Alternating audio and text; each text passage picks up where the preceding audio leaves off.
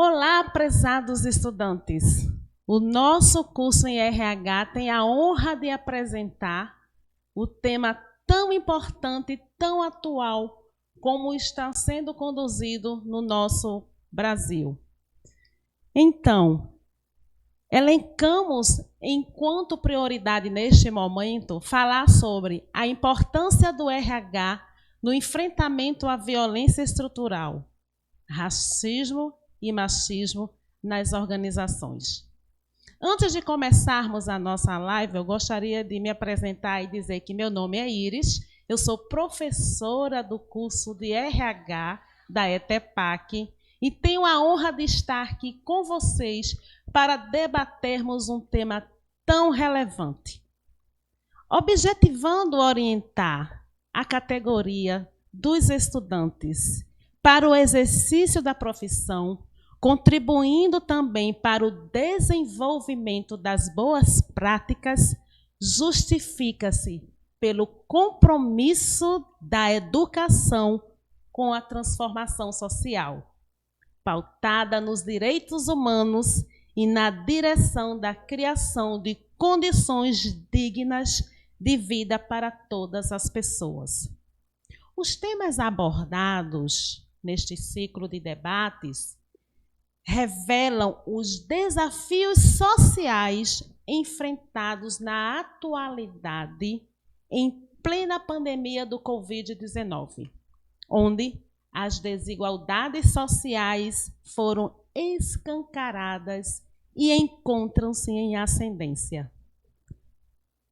Nesse momento, nós queremos trazer algumas reflexões no campo da teoria, visando você entender o que é o racismo, o que é o machismo e como eles se apresentam no nosso dia a dia.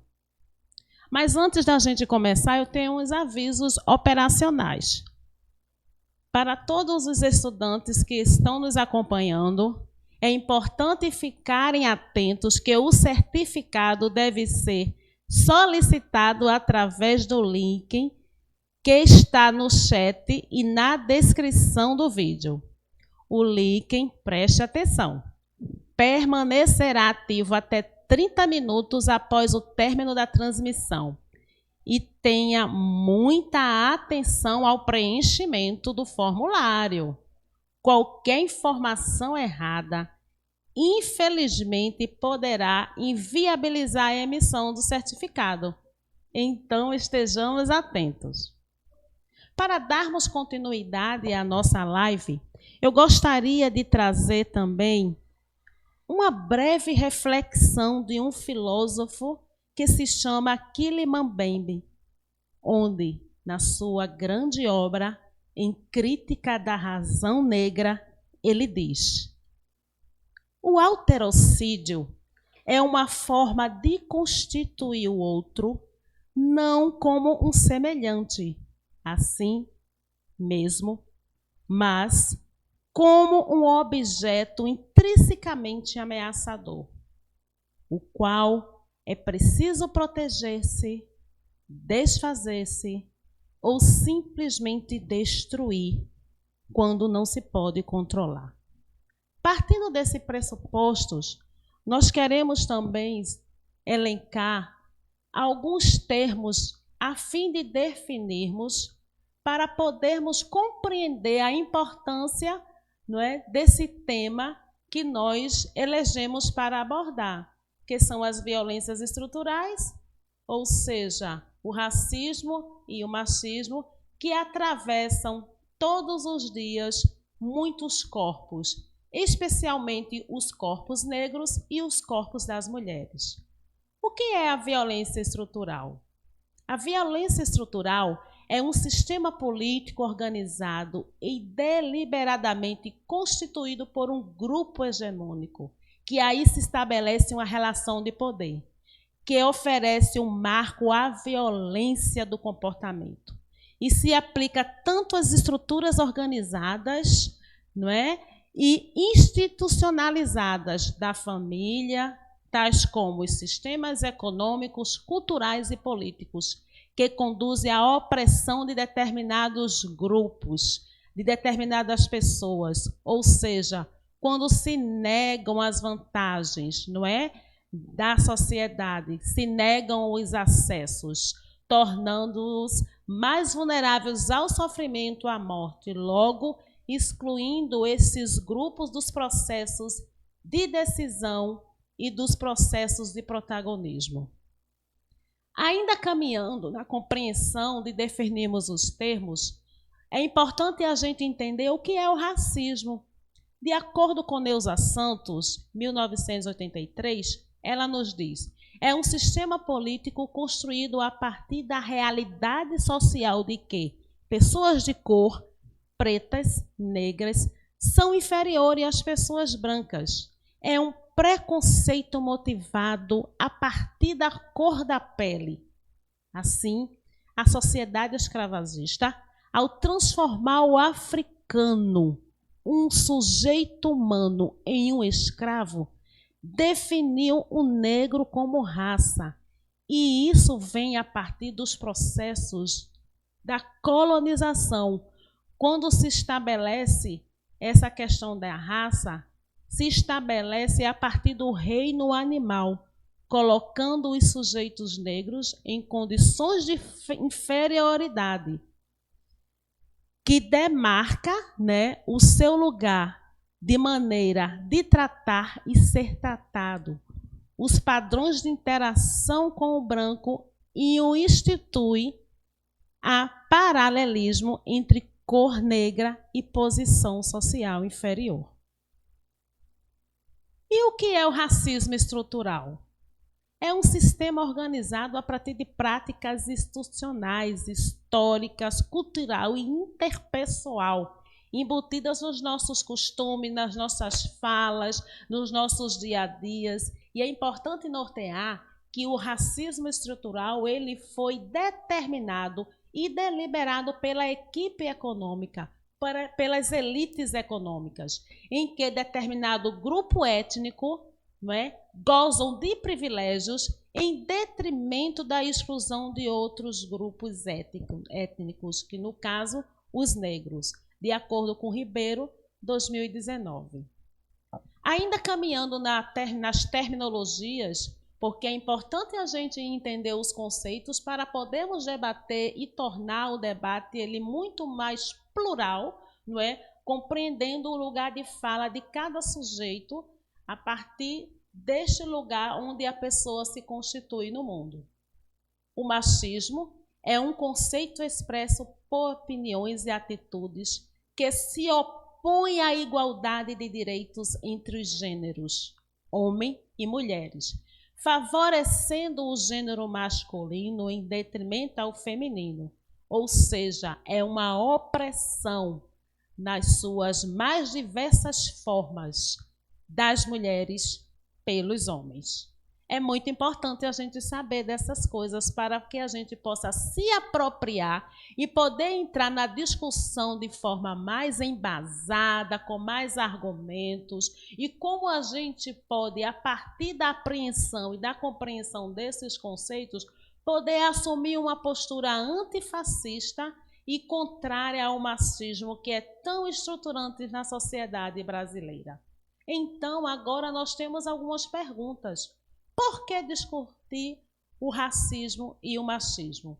É importante a gente discutir, prezados estudantes, porque a gente precisa se apoiar na discussão de que não existe racismo no Brasil. Por ser um povo, não é, miscigenado, é questionável. A gente precisa questionar isso. Muitas vezes a gente escuta no dia a dia: ah, mas no Brasil não existe uma só cor. Mas é preciso a gente entender em que lugar social as pessoas de cor estão colocadas. E para isso a gente também vai trazer alguns autores e algumas autoras negras que vêm discutindo aguerridamente essas incursões nos quais a sociedade tenta impor alguns corpos. Eu posso trazer, inclusive, agora a Grada Quilomba, que é uma psicóloga que vem discutindo essa negação, não é, desses corpos que são definidos que são objetificados a partir de uma estrutura colonizadora. Ainda caminhando na compreensão de qual a importância de discutir o racismo e o machismo, nós também elencamos enquanto prioridade porque toda discussão biopsico-histórica social são fundamentadas na supremacia do homem branco colonizador, ou seja, a história do vencedor, né? Toda a história sempre foi contada a partir de uma narrativa de quem venceu, negando toda a luta dos povos que enfrentaram, não é, de forma contra-hegemônica esse processo de colonização aqui no Brasil. A gente também acredita que para discutir o racismo e o machismo é importante porque as relações de poder perpassam pelas questões de cor e gênero. Porque, de acordo com Leila Gonzalez, uma escritora brasileira, a sociedade estabeleceu 2 lugares na qual se fundamenta a posição, especialmente das mulheres negras. São eles: o lugar da subalternidade, quando a gente compreende que no Brasil existe hoje 6 milhões de empregadas domésticas, e o lugar da exotização, aquela mulata, aquela mulher que é para o prazer e não para o amor. Diante dessas considerações, é importante também a gente compreender e estudar e discutir acerca do racismo e do machismo, que o sistema político social ele é excludente, porque existe uma dívida histórica com relação aos povos quando foram libertos, quando houve o processo de abolição, que não proporcionou condições de vida pós-abolição. Os negros realmente ficaram à deriva, né, nos seus contextos sociais e não tiveram condições de sobrevivência. E a história está aí apresentando hoje, no dia a dia, como esses lugares ainda são sedimentados. É só você chegar em restaurantes, é só você chegar em lugares mais privilegiados, onde você percebe que a maioria das pessoas negras sempre estão ocupando lugares de subalternidade.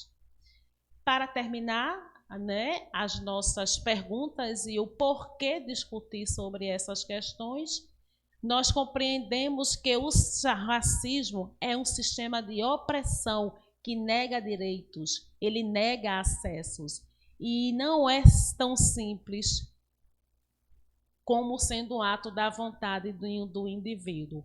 Ele é estrutural. Vamos caminhar um pouco, né, em busca de uma identidade negada. Aqui nós temos o pluralismo, não é? O colorismo, como se dizem. É importante a gente refletir também porque pessoas negras e mulheres negras não estão ocupando os espaços de poder, espaços deliberativos, espaços de gestão. Aí nós temos aqui uma entrevista, não é, de algo muito sério que a gente escuta no nosso dia a dia. Quando muitas pessoas olham para esses corpos negros e só percebe esse lugar da subserviência, não é, da subalternidade, como fala a Leila Gonzalez, inclusive negando que isso é um racismo estrutural, assim como fala Grada Quilomba. Para a gente entender um pouco do racismo no Brasil, é só a gente olhar para o sistema brasileiro, né, o sistema penitenciário, onde 64% da sua população é negra. Ainda caminhando nessa proposta de problematizar a questão do racismo e do machismo, nós identificamos que a mídia também promove alguns processos de exclusão. Quando a gente viu no caso do Rafael Braga e do Breno Borges, quando 9 gramas, né, de racismo pesam mais que 120 quilos de maconha. Esse caso ganhou uma notariedade nas mídias sociais, levando em consideração que um homem negro portando uma pequena quantidade de drogas foi tipificado como traficante. Ele foi preso, cumpriu e cumpre a sua pena enquanto um homem branco de classe das elites foi tipificado apenas como um usuário de drogas. Além disso, nós compreendemos também que é importante a gente ter o nosso posicionamento de como enfrentar esse monstro tão grande. Ultimamente nós temos visto, não é, que as organizações têm tido sérios problemas com relação à abordagem às pessoas negras dentro dos seus estabelecimentos. Não é à toa que muitos casos ganham um cenário midiático em que muitas pessoas se chocam com as mortes de alguns desses corpos negros. Agora, não é só se chocar e não é só a gente dizer, mas o racismo no Brasil existe. É importante a gente assumir um posicionamento político de como enfrentar. E para isso, a gente tem alguns direcionamentos. E para isso, a gente convidou aqui para participar com a gente a professora Rejane Santos, que vai trazer a sua rica contribuição no sentido de poder estar debatendo propostas de como a gente pode desconstruir, porque a gente sabe que a partir da teoria do construcionismo, tão defendida por Papert em 1994, onde se estabelece nas suas premissas que toda realidade social é construída. Logo, nós entendemos que os processos de desconstrução também são importantes. Então, trazendo uma fala do Silvio Almeida, ele nos diz: consciente de que o racismo é parte da estrutura social e, por isso, não necessita de intenção para se manifestar, por mais que calar-se diante do racismo não faça o indivíduo moral e ou juridicamente culpado ou responsável, certamente o silêncio o torna ética e politicamente responsável pela manutenção do racismo. A mudança da sociedade não se faz apenas com denúncias ou com repúdio moral do racismo. Depende, antes de tudo, da tomada de postura e da adoção de práticas antirracistas. Além disso, nós entendemos que, se toda a realidade social é construída conforme eu já falei aqui, queridos alunos, em que o machismo, a desigualdade de gênero, o racismo, a homofobia, as desigualdades sociais, as violências perpetradas para determinados corpos, ou seja, os corpos das mulheres, os corpos das pessoas negras, seriam obras também de uma animalidade ancestral conservada em genes, ativados por hormônios. Será toda essa expressão de ódio para com esses corpos algo da genética? Aí vem o nosso questionamento. Ou tudo não é uma construção social? A gente sabe que durante toda a nossa vida, durante toda a nossa infância, nós fomos apresentadas a partir dos signos racistas, onde a gente compreende que muitas das mídias, elas não trazem dentro das suas narrativas a expressão da representatividade. E isso vai sendo incutido no corpo, nas mentes das pessoas. Como psicóloga, eu posso garantir que essa construção mental, ela vai produzindo em nós um único modelo hegemônico de beleza. E isso não se sustenta. Na verdade, isso só produz violência, que nós denominamos de violência estrutural. Quando nós estabelecemos o que é belo, o que é o certo, qual é a cor, qual é o cabelo, qual é o corpo que deve ser apresentável. Então, o que a gente está querendo dizer é que é muito importante a gente garantir mais representatividades negras como uma postura antirracista. E buscando alguns deslocamentos, nós orientamos que é importante não se silenciar diante de cenas racistas. É preciso escutar essas histórias quando elas chegarem para a gente. E não usar aquele imaginário, né, social. Ah, mas será que isso não é coisa da sua cabeça? Ah, você está meio paranoica. Porque é isso que a gente escuta no nosso dia a dia, quando muitos de nós, eu já passei por várias situações atravessados pelo racismo, pelo machismo. Então é preciso que a gente possa assumir essa postura, uma postura política, porque enquanto agentes políticos que somos, nós precisamos interferir nesses processos. E agora chegou a vez da gente dialogar, não é, com a nossa professora Rejane. Eu vou colocar a máscara. Gostaria de justificar que estava sem a máscara, pois eu estou aqui sozinha, não é, nesse cenário maravilhoso aqui.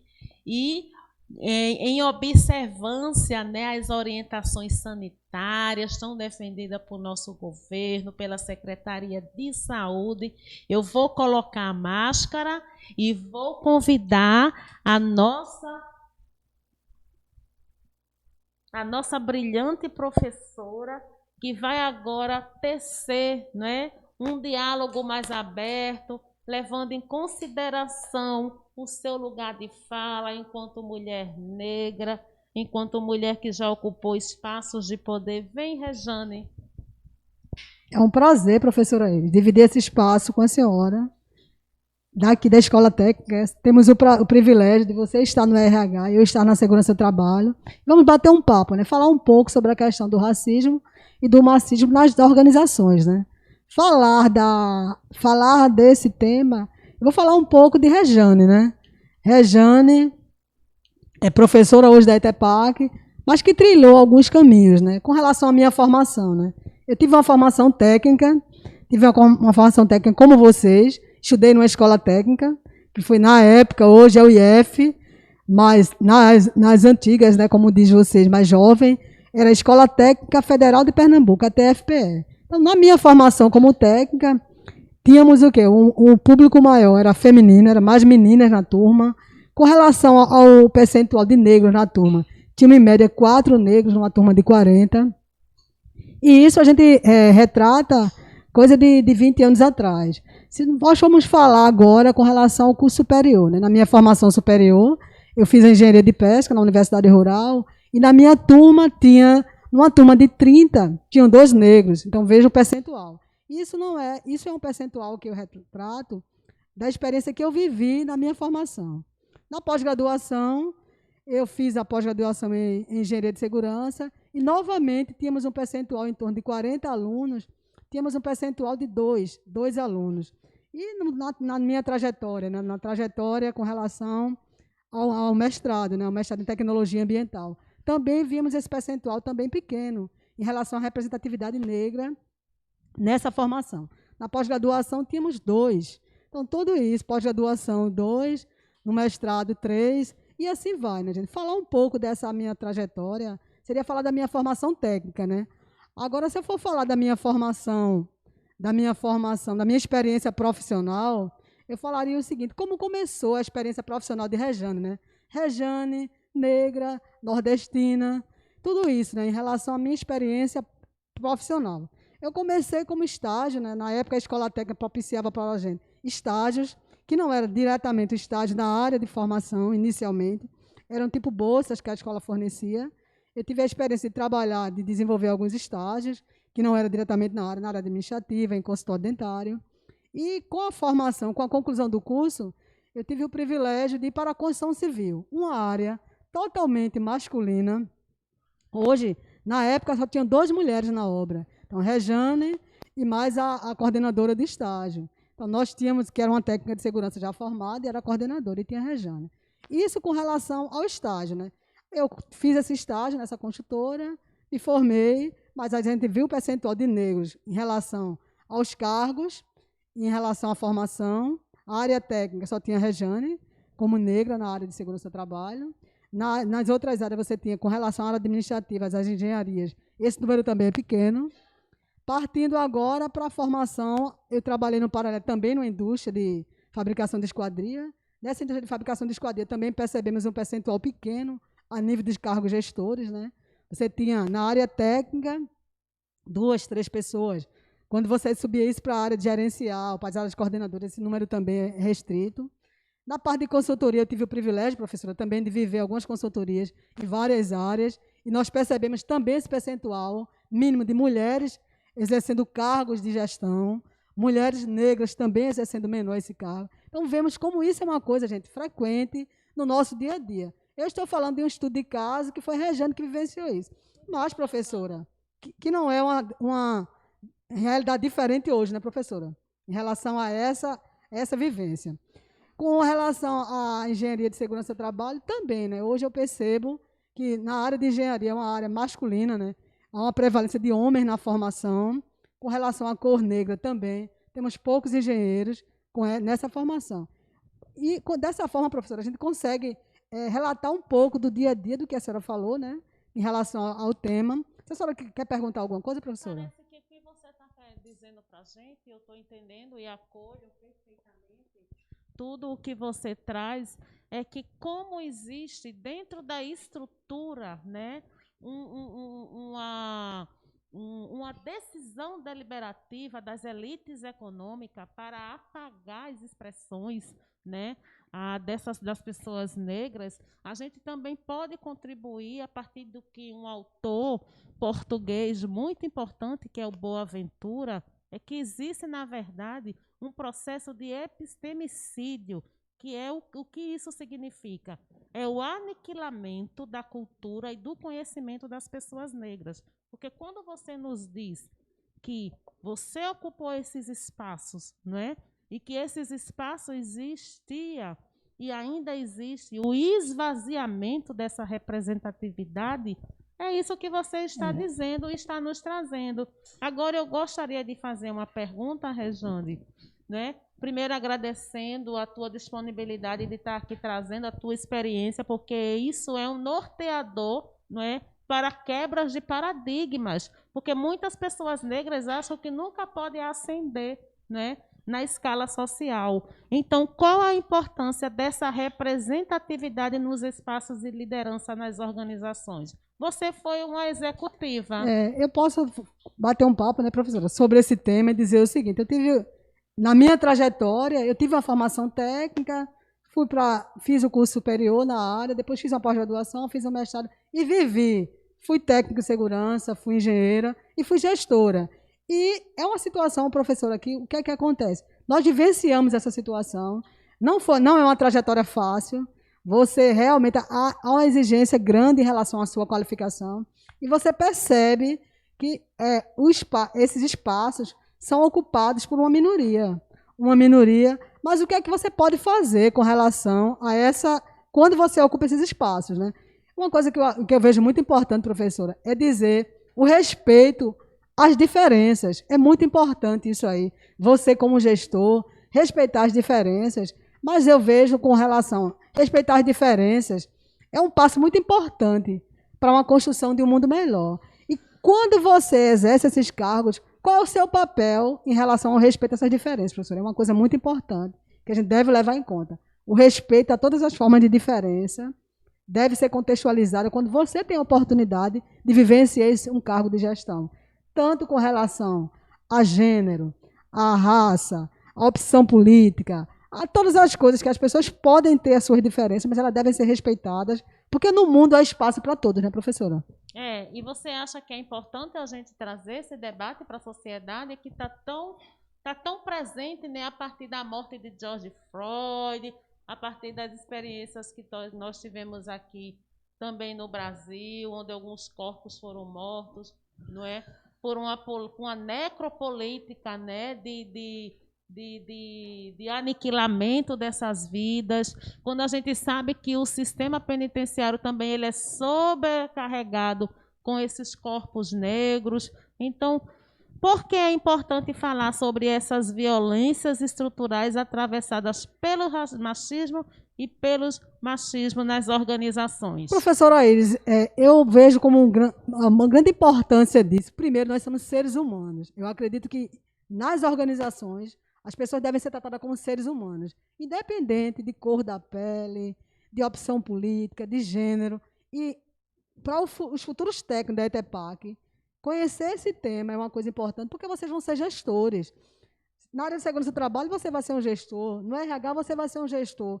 E qual a sua contribuição para vivenciar esse tema? De que forma você pode ajudar ou contribuir? Né? Porque eu acredito, a desconstrução ela surge quando você sente a responsabilidade de ajudar nessa construção. Então, você como gestor de RH, você como técnico de segurança do trabalho, você como secretaria escolar, as demais áreas do conhecimento da ETEPAC, é o seu papel conhecer, porque a partir do momento que eu conheço, eu tenho a possibilidade de ser protagonista e de mudar o cenário. Porque o mundo não muda, quem muda são as pessoas. Então, se nós, como educadores, desejamos que exista mudança nesse aspecto, é importante o nosso papel. Então, vejo de grande relevância, professora, trazer esse tema para os alunos, porque nós somos formadores de opiniões, e formar uma opinião em relação a tratar as pessoas como seres humanos é um diferencial na nossa formação. Agora, Rejane, eu vou trazer um pouco da experiência também, né? Eu sou uma mulher negra, eu vim da periferia, né? Eu estudei nas escolas públicas, depois tive uma ascensão a partir da universidade, eu era a única aluna negra do curso de psicologia da Universidade Católica de Pernambuco, né? Nos anos entre 1995 até os anos 2000. E eu lembro que a gente trazia essas discussões em sala de aula, mas isso não ganhava uma organicidade na sociedade. Mas a gente vem percebendo que isso vem ganhando corpo. E a gente vem percebendo que a sociedade vem se indignando, a sociedade vem se colocando. Mas a gente compreende que os espaços de poder, né, ainda são muito incipientes, esses lugares de mulheres negras, né? A gente percebe que ainda existe uma representação hegemônica, que é do homem branco, elitista e hétero, não é? Então, quando a gente traz esse debate para a sociedade, quando a gente traz esse debate para os nossos alunos, a gente traz como objetivo de desconstrução, porque eu vou ser assim. Quando a gente entra numa loja, por exemplo, eu sou uma mulher negra. Somos. Que você falasse, Somos, né? Eu queria que você falasse sobre isso. Porque eu já passei por várias situações constrangedoras de eu entrar na loja e não ser abordada pelo vendedor. E pior, eu já entrei na loja com uma amiga, ela era branca, e quem ia comprar o produto era eu, porque eu é que estava atrás do produto. Para o vendedor. Mas a abordagem foi feita para minha amiga, e ela foi tão... Ela assumiu uma postura antirracista naquela hora. Ela disse, por que você está perguntando a mim? Quem é a dona do dinheiro é ela é quem vai comprar. E ali a gente pode desdobrar algumas falas, levando em consideração que é importante a gente causar essa desconstrução. E aí ainda a moratória da responsabilidade da gestão de pessoas, trazer para o seu colo a responsabilidade de fomentar espaços de debate, de formação permanente, de treinamento, trazendo essas discussões. Mas algumas pessoas acham que isso é levantar a bandeira. O que é que você pensa sobre isso? Professora Iris, eu vejo que a educação é essa mola propulsora que vai nos ajudar a desconstruir isso aí. E esses espaços devem ser conquistados. Trazer esse tema para o aluno, discutir esse tema em casa, discutir nos vários espaços, é uma forma de fazer com que esse tema possa ser trabalhado, essa construção possa acontecer e as pessoas passem a ajudar na construção desse mundo, onde as pessoas sejam tratadas como seres humanos e não pela cor. Porque esse exemplo, professora, que a senhora citou, eu também já me deparei com algumas situações de chegar em alguns lugares para uma reunião e você chega com uma pessoa branca e ela é técnica e você é engenheira. Então, lá no contexto, a apresentação, a abordagem foi para... Ela era gestora e ela era gestora e Rejane era técnica. Não diferente da situação que a senhora passou. Mas o que eu volto a dizer é o seguinte, precisamos trabalhar, Precisamos fomentar espaços de discussão, precisamos munir as pessoas de conhecimento, mas precisamos também tirar do coração ódio, mágoa, rancor, mas acreditar que somos seres humanos e que as desigualdades possam ser respeitadas, que as pessoas possam ser respeitadas em todos os seus espaços. Talvez, professora, esse seja o nosso maior desafio, dizer que não podemos, com relação à mudança do mundo, temos que investir na educação para mudar pessoas, que as pessoas que constroem esses conceitos, e esses conceitos podem ser desconstruídos. E nosso papel, como educadores, justamente está nesse contexto, de construir espaços para que esses assuntos possam ser discutidos, que eles possam ser trabalhados, e que a gente possa respeitar as pessoas como seres humanos, e não por cor, raça, gênero, opção política, opção partidária, não, mas seres humanos, capazes de serem protagonistas de um sucesso e construir para um mundo melhor, professora. Eu acho que você traz a gente refletir também sobre esses conceitos a partir dessa memória social, essa memória imaginária que foi difundida a partir do racismo cientista.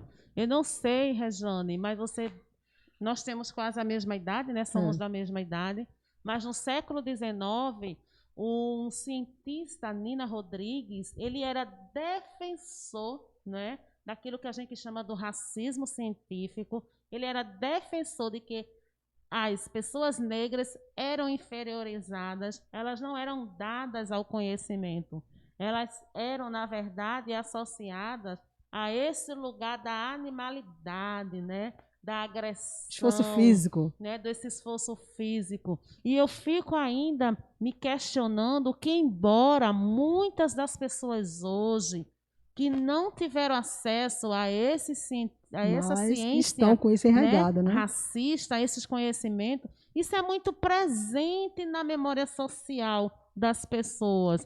Quando vê um negro, sente que aquele corpo é ameaçador. Quando vê uma negra, não coloca essa negra num lugar de ascendência, mas é sempre o lugar da empregada doméstica, é sempre o lugar dos serviços.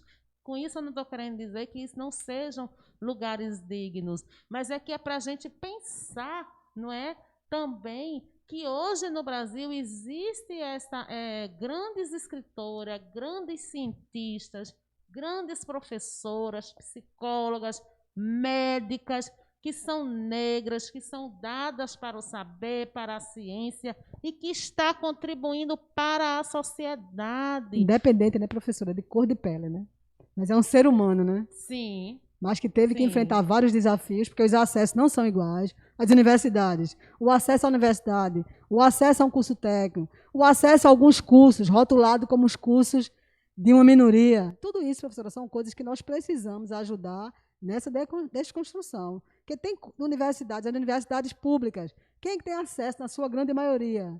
Aí vamos ver o percentual de negros nas universidades públicas, o percentual de negros em cursos técnicos. Então, todos esses itens devem ser levados em conta para que a gente ajude a construir um mundo onde as pessoas sejam respeitadas pelas suas diferenças. É importante a gente buscar sempre, prezados alunos, prezados ouvintes, agregar conhecimento, objetivando deslocar-se dessa zona de conforto. Dizer que não existe racismo no Brasil, isso é uma desonestidade intelectual, porque conforme as nossas falas, aquilo que a gente está expressando aqui, o processo ele é posto de forma sutil, de forma não velada, não é? Quando a gente sabe que para ascender é preciso ter muito esforço. Aí, Rejane, eu gostaria de fazer mais uma perguntinha para você, tentando fazer com que a gente possa dialogar mais um pouco, né? Que expectativas de violência institucional e estrutural vivenciou na sua própria pele enquanto trabalhadora? Eu acho que você já falou, né? Falei, né? Sobre essas questões, mas você teria alguma coisa a mais a acrescentar? Eu posso até acrescentar, professora Iris, quando eu falei da questão de você estar numa empresa como gestora e você é negra, aí você vai para uma reunião representando essa empresa e você vai com um técnico ou uma técnica que é branca. E quando você chega nesse contexto, as pessoas A mesma situação que aconteceu na loja. As pessoas consideram que quem é o gestor do processo é a pessoa branca. Isso são coisas assim que você passa, e inúmeras situações. Que é um caso bem recente também, professora, com relação a isso. Você vai para uma vaga de seleção de uma empresa, né? Sim. Muitas vezes o RH tem esse papel, e o RH, às vezes, as pessoas são subestimadas pela cor da pele, não pela competência que tem, né?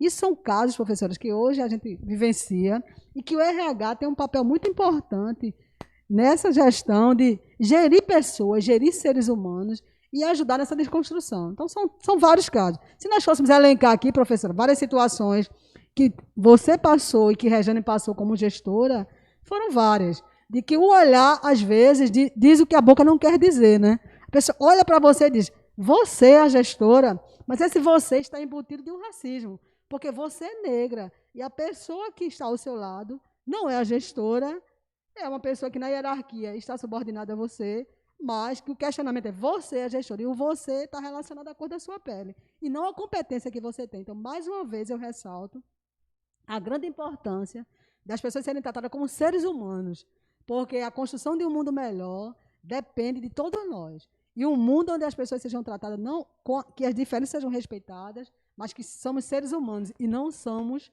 cores, partido, gênero e todas as demais coisas. Vocês, alunos, vocês têm um papel como gestores a trabalhar esses conceitos, desconstruir e construir um mundo melhor. Essas são nossas contribuições, né, professora? Eu acho que nós estamos aqui nesse planeta para agregar, né? Para construir um mundo melhor. Sim, para agregar, para desconstruir e dizer que, apesar de que nossos corpos eles foram definidos, né, a partir da perspectiva do homem branco, ou seja, os nossos corpos negros foram colocados nesse lugar da objetivação. Então, nós não nos definimos, o outro é quem nos define. Nos define como agressivos, como os sujeitos, não é, da transgressão, como as sujeitas da subalternidade, como as sujeitas da exotização. Tudo isso eu estou falando dos autores negros que vêm debatendo esse tema, que é o Achille Bandini e a Grada Quilomba. Também gostaria de trazer a grande contribuição de Djamila Ribeiro, uma filósofa que vem trazendo esse debate tão acerradamente nesse momento, tão oportuno para o enfrentamento ao racismo, em que em seu livro, O Pequeno Manual Antirracista, né, que inclusive ganhou prêmios, vem nos trazer a orientação de como a gente assumir uma postura antirracista. E ela diz o seguinte, que apesar de toda essa incursão, né, em que os corpos negros se apresentam na sociedade enquanto sujeito ameaçador, logo ele precisa de controle a partir do encarceramento, esse sujeito ameaçador, logo ele precisa ser morto, né? Ele precisa ser colocado no lugar da letalidade a partir do genocídio da população negra. É importante a gente entender que existe uma dívida histórica desse país para com essa população. É um Estado que mata, né? Todas as vidas importam. Nesse sentido, prezados alunos, nós, enquanto professoras, né, queremos orientar você e dizer que as boas práticas da gestão de pessoas norteia-se pela ampliação e não pela restrição dos acessos. Então, é preciso criar políticas, né, de treinamento, políticas de seleção, onde se possa trazer essa questão. Essa questão que o Magazine Luiza sofreu ultimamente, porque se criou cotas, né, levando em consideração a baixa representatividade das pessoas negras nos lugares de gestão, né? E que houve uma grande dificuldade das pessoas compreenderem aquele posicionamento social. Por que a cota, né?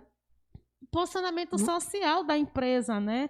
Então, desse modo, deixamos aqui algumas orientações para enfrentar essas posturas que traz no seu discurso de ódio o aniquilamento desses corpos, né? Esses corpos que não seguem o padrão imposto, que não seguem o padrão eurocêntrico, né? Não silenciar diante dessas violências históricas perpetradas entre as pessoas de cor e entre as mulheres.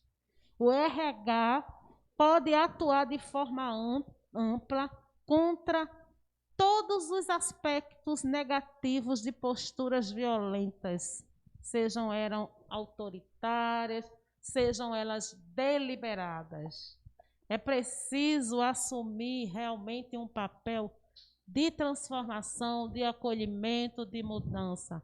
E eu gostaria de terminar minha fala, e depois também vou facultar a fala para você, Rejane, dizendo que agradeço muito a oportunidade e dizer, né, que não é sinal de saúde, minha gente, estar bem adaptado a uma sociedade doente, onde corpos, por serem negros, eles precisam ser controlados pelo encarceramento e precisam ser mortos pelo genocídio da população negra.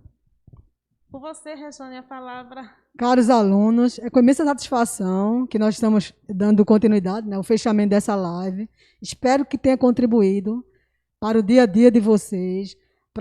E lembrar sempre, eu sempre falo do grande educador, né, o patrono da educação brasileira, Paulo Freire, né, e dizer, nós precisamos mudar pessoas, pessoas mudam o mundo. Sejam protagonistas desse processo. Vocês, como gestores dos diversos cursos que a Escola Técnica, professor Antônio Carlos Gomes da Costa, a ETEPAC, forma, sejam protagonistas para a construção de um mundo melhor, onde as diferenças possam ser respeitadas. Porque Paulo Freire fala de o mundo não muda, quem muda são as pessoas, e as pessoas mudam o mundo. Outra grande contribuição, Gandhi, né? Comece em você a mudança que você quer ver no mundo. Então, se você quer ver um mundo onde as diferenças são respeitadas, onde o machismo, o racismo e as demais formas de tratar as pessoas diferentes sejam respeitadas, mas você precisa dar a sua parcela de contribuição para essa mudança, né, professora? Não tem como falar em mudança se a mudança não começa em mim. Porque muitas vezes você tem um discurso, mas a sua prática não condiz com o seu discurso. São várias situações. E dizer, nós, como educadores, temos um grande papel de transformação dessa sociedade. E uma sociedade do bem. Uma sociedade onde as pessoas possam viver e serem tratadas como seres humanos. E não pela cor da pele, pela questão financeira, pela opção, pelo gênero, por todas essas questões. Então, alunos, este é o papel de vocês. Ajudar na construção dessa sociedade que vocês desejam viver. E para poder essa sociedade existir, depende de vocês. Vamos construir, professora. Nós temos um papel, né, professora, de construção dessa sociedade. Somos seres humanos, queremos ser tratados como seres humanos, mas nosso papel é construir essa sociedade melhor, onde as pessoas possam ser respeitadas pelas suas diferenças. E eu queria muito, assim, nesses minutos finais, agradecer, Rejane, pela sua rica contribuição, a sua história, né? Você ter colocado aqui a tua experiência, levando em consideração que esse lugar que a gente ocupa hoje, ele é um predisponente para poder outras pessoas também acreditarem e chegarem aonde a gente chegou, né? Que as barreiras, apesar de serem difíceis, elas podem ser transponíveis. Elas não são intransponíveis. Então, é esse o recado que o curso de RH, né, na pessoa, né, das professoras Marcelina, Andréia, eu que sou Iris, professor Danilo, professora Silvia e professora Cristiane e professora Ana Carla, desejamos um bom estudo, que vocês possam realmente se aprofundar mais, né, nessa temática e sigamos juntos, porque todas as vidas importam. Uma coisa, né, professora, que a gente também pode falar é dizer o seguinte, o sucesso é uma trajetória árdua. Para conseguir ter o sucesso, os desafios são muitos. Acredita em você que o sucesso vai vir. Por mais difícil que seja o caminho, segundo vários autores, né, toda a caminhada começa com o primeiro passo. E o sucesso depende de vocês. Acredite, sejam protagonistas dessa história de um mundo melhor.